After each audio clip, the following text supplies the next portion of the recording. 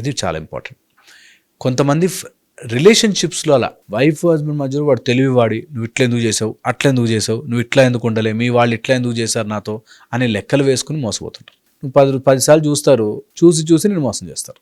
ఎప్పుడు వీడితో గోల్ ఉంది రాబాయ్ అని. సో అందుకని ఎక్కడ హార్ట్ వాడాలో అక్కడ హార్ట్ వాడాలి, ఎక్కడ బ్రెయిన్ వాడాలో అక్కడ బ్రెయిన్ వాడాలి. ఒకవేళ కనుక మనకి అటాచ్మెంట్ ఈ రిలేషన్షిప్స్లో ఉన్నప్పుడు ఎవరైనా మోసం చేస్తే, మోసము చేయడం వాడి తప్పు, నీ తప్పు కాదు అన్నది ఇంపార్టెంట్.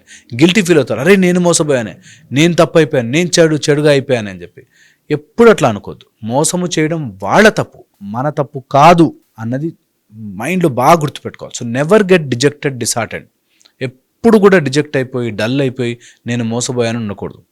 ఫైనాన్షియల్ కష్టం వచ్చినప్పుడు ఈ మోసము తలుచుకుని రాంగ్ డెసిషన్ తీసుకోవద్దు. నేను మోసపోయాను, డబ్బు అప్పులైపోయాయి అని సూసైడ్ చేసుకునే వాళ్ళు చాలామంది ఉన్నారు. Should never do that, never ever do that. మోసం అనేది చేసిన వాడి తప్పు, చేయించుకున్న వాడి తప్పు కాదు.